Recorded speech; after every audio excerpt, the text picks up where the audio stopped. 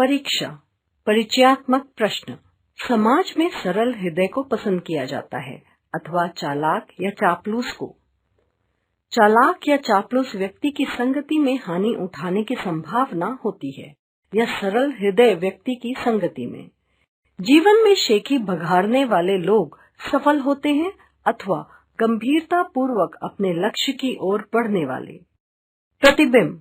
पाठ के माध्यम से बालकों को गंभीरता पूर्वक उद्देश्य की ओर बढ़ने व विनयी भाव को सदैव बनाए रखने हेतु प्रेरित करना। परिकल्पना। क्या आपने कोई ऐसी कहानी पढ़ी है जिसमें उम्मीदवार ने उद्देश्य के प्रति गंभीरता व विनयी भाव योग से स्थान पाया?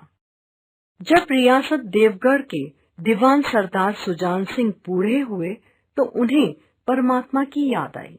जाकर महाराज से विनय की, दीनबंधु दास ने श्रीमान की सेवा 40 साल तक की है। अब मेरी अवस्था भी ढल गई है और राजकाज संभालने की शक्ति नहीं रही है। कहीं भूल चूक हो जाए तो बुढ़ापे में दाग लग जाएगा और सारी जिंदगी की नेकनामी मिट्टी में मिल जाएगी। राजा साहब अपने अनुभवशील नीति कुशल दीवान का बहुत आदर करते थे।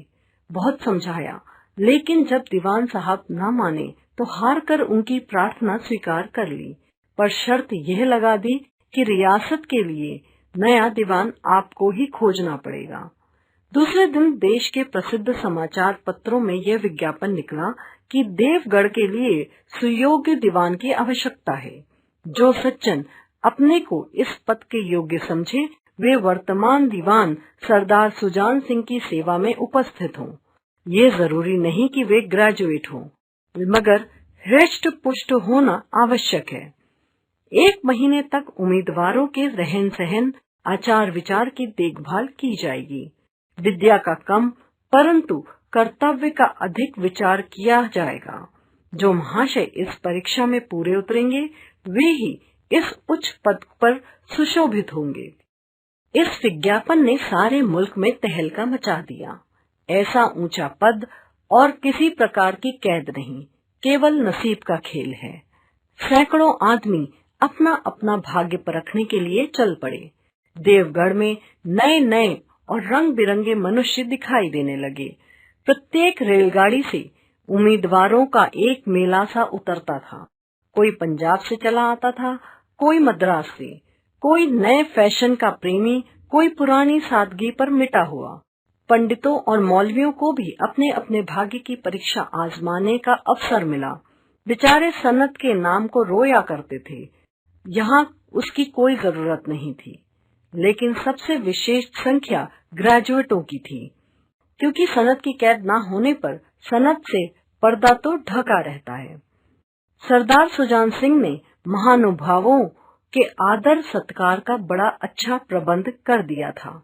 हर एक मनुष्य अपने जीवन को अपनी बुद्धि के अनुसार अच्छे रूप में दिखाने की कोशिश करता था। मिस्टर आ 9 बजे तक दिन में सोया करते थे, परंतु आजकल बगीचे में टहलते हुए वे उषा का दर्शन करते हैं। मिस्टर बा को हुक्का पीने की लत थी, परंतु आजकल बहुत रात गए किवाड़ बंद करके अंधेरे में सिगार पीते हैं। मिस्टर द, स और ज से उनके घरों पर नौकरों की नाक में दम रहता था, लेकिन वे सज्जन आजकल आप और जनाब के बगैर नौकरों से बातचीत नहीं करते हैं। महाशय क नास्तिक थे, मगर आजकल उनकी धर्मनिष्ठा देखकर मंदिर के पुजारी को पदच्युत हो जाने की शंका लगी रहती थी। मिस्टर ख को किताब से घृणा थी, परंतु आजकल वे बड़े बड़े ग्रंथ देखने पढ़ने में डूबे रहते थे।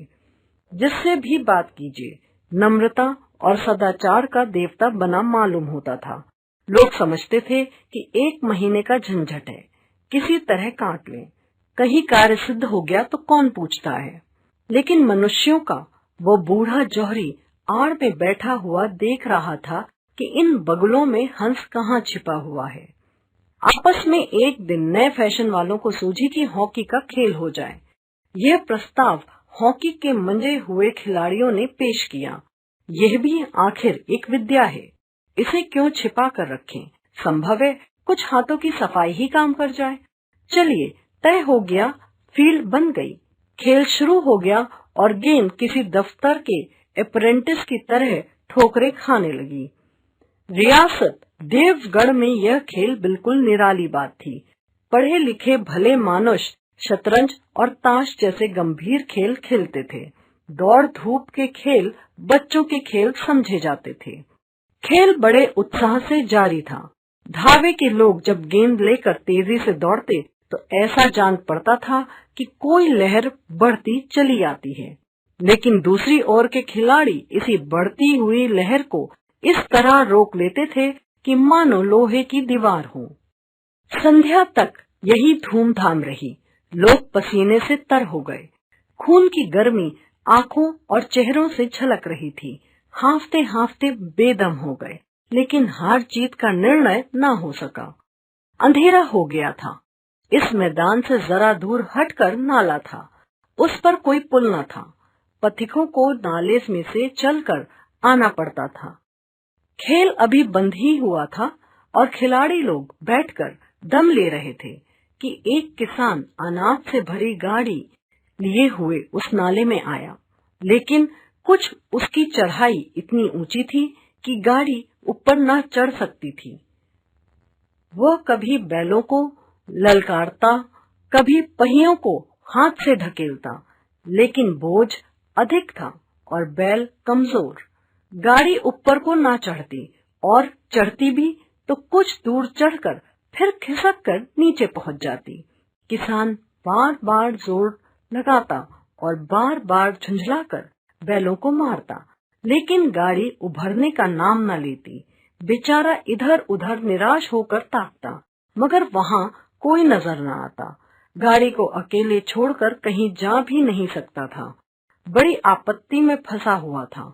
इसी बीच खिलाड़ी हाथों में डंडे लिए घूमते घामते उधर से निकलते जा रहे थे।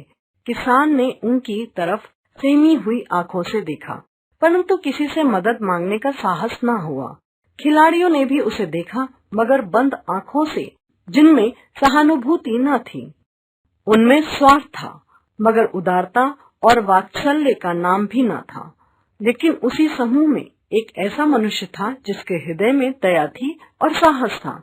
आज हॉकी खेलते खेलते उसके पैर में चोट लग गई थी। लंगड़ाता हुआ धीरे धीरे चलता आ रहा था। अकस्मात उसकी दृष्टि गाड़ी पर पड़ी तो ठिठक गया। डंडा एक किनारे रख दिया, कोट उतार डाला और किसान के पास आकर बोला, तुम्हारी गाड़ी निकाल दूं? किसान ने देखा, एक गठे हुए बदन का लंबा आदमी सामने खड़ा है। झुककर बोला, हुजूर, मैं आपसे कैसे कहूँ?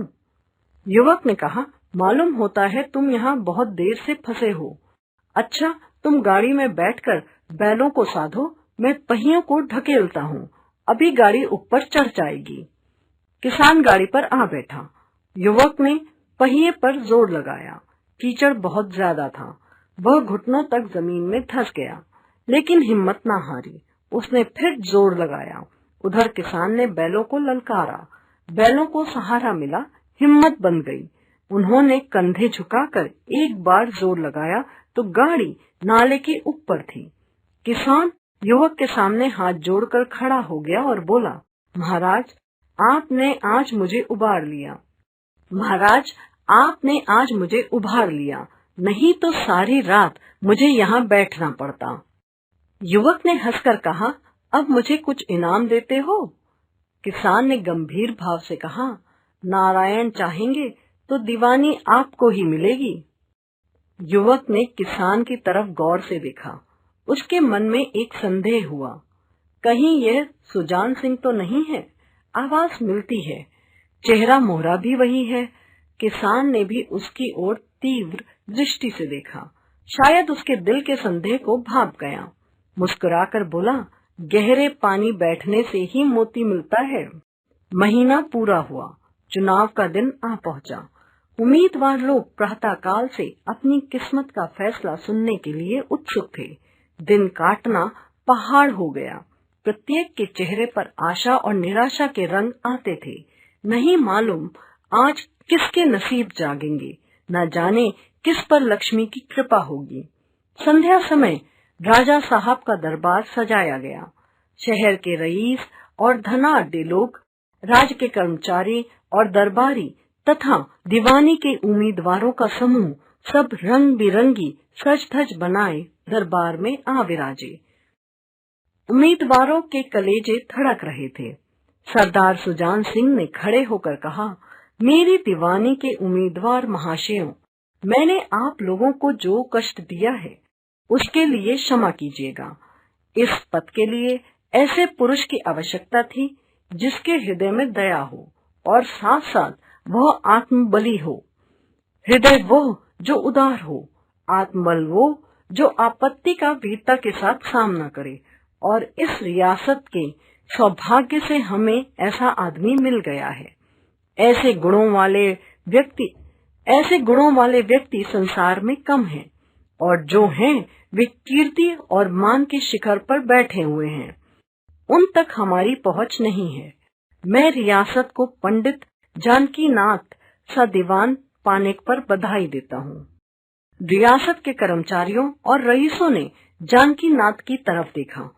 उम्मीदवार दल की आंखें उधर उठी, मगर उन आंखों में सत्कार था, इन आंखों में ईर्ष्या।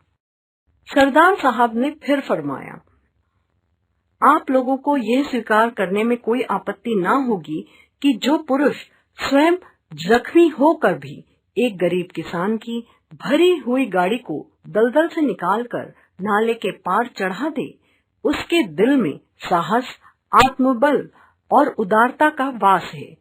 ऐसा आदमी गरीबों को कभी न सताएगा। उसका संकल्प दृढ़ है जो उसके चित्त को स्थिर रखेगा। वह चाहे धोखा खा जाए, परंतु दया और धर्म से कभी न हटेगा।